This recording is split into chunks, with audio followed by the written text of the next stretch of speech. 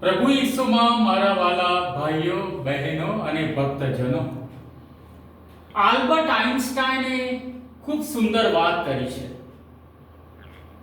જો તમારું જીવન અને બીજાનું જીવન આનંદમય બનાવવું હોય તો પોતાના ધ્યેય, લક્ષ્ય કે ઉદ્દેશને તમારા જીવનમાં વણી લો.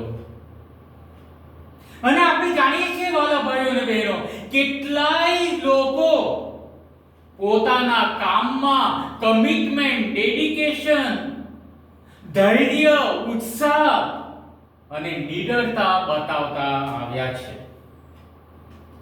આ જ રીતે આજના પ્રથમ શાસ્ત્ર પાઠમાં ડોક્યું કરીએ ત્યારે પૈગંબર યશાયા પણ નિડરતા દાખવે છે, ધગશ દાખવે છે, પૂરા ઉત્સાહથી કામ કરવા માટે આગળ જાય છે, પરંતુ સાથે સાથે ઈશ્વર ઉપર મદાર રાખીને, ઈશ્વર ઉપર વિશ્વાસ રાખીને આગળ જાય છે.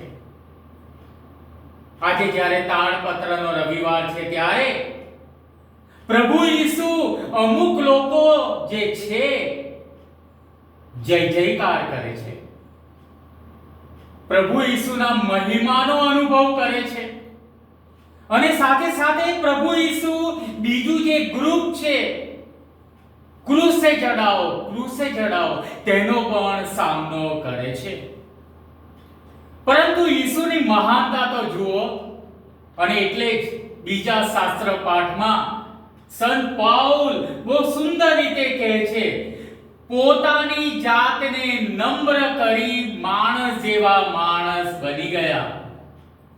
અને એટલે જ પ્રભુ ઈસુ પોતાના પિતાના ઉદ્દેશને ધ્યાનમાં રાખીને બલિદાન આપવા માટે આગળ આવ્યા.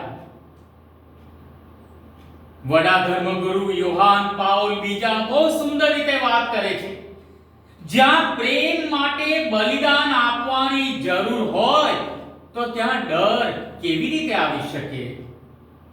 ફાધર મેક્સમિલિયન કોલ્બેની વાત કરીએ, જ્યારે તેઓ ઈસુના પગલે ચાલ્યા હતા અને એક કેદીની જગ્યાએ પોતે પોતાનું બલિદાન આપવા માટે તૈયાર થઈ ગયા. વાલા ભક્તજનો, આજે આપણે બે ત્રણ બાબત ઉપર વિચાર કરવાનો છે. દરેક જણે પોતાના જીવનમાં ડોક્યું કરવાનું છે. ઈસુએ મારા માટે આટલું મોટું બલિદાન આપ્યું, આટલો બધો પ્રેમ બતાવ્યો, તો મારું ઈસુ માટે બલિદાન કેટલું?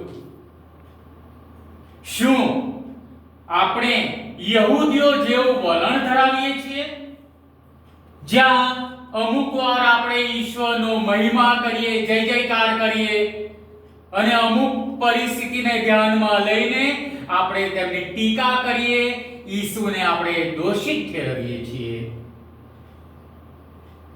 બીજો આગળ પ્રશ્ન કરી શકાય, શું હું મારા પ્રભુ ઈસુને દરેક બાબતમાં વફાદાર છું? કવિ નર્મદના શબ્દોમાં આપણે કહીએ તો, યાહોમ કરીને પડો, ફતેહ છે આગે.